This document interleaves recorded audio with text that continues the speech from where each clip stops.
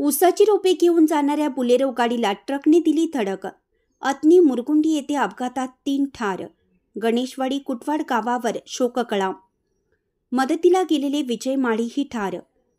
कागवाड विजापूर महामार्गावर बनजवाड मुरगुंडी तालुका अतनी जिल्हा बेळगाव येथे ऊसाची रोपे घेऊन जाणाऱ्या बुलेरो गाडीला चिरा विटा घेऊन येणाऱ्या ट्रकने धडक दिल्याने झालेल्या अपघातात 3 जण ठार झाले आहेत।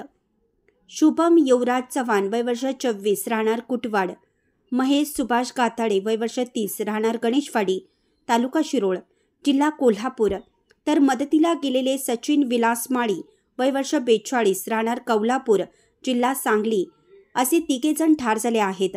त्यामुळे गणेशवाडी कुटवाड आणि कौलापुरात शोककळा पसरली आहे।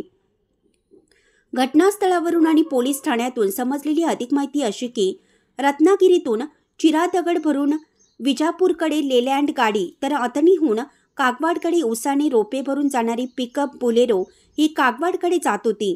पाऊस जास्त असल्याने लेलँड गाडीने पिकअप बुलेरोला जोराची धडक दिली।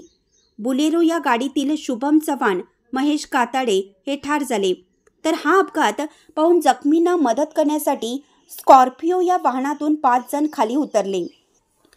पुढे असताना सचिन विलास माळी याला अतनीहून कागवाडकडे जाणाऱ्या इंडिका गाडीने उडून अंगावरून गेल्याने माळी जागीच ठार झाले।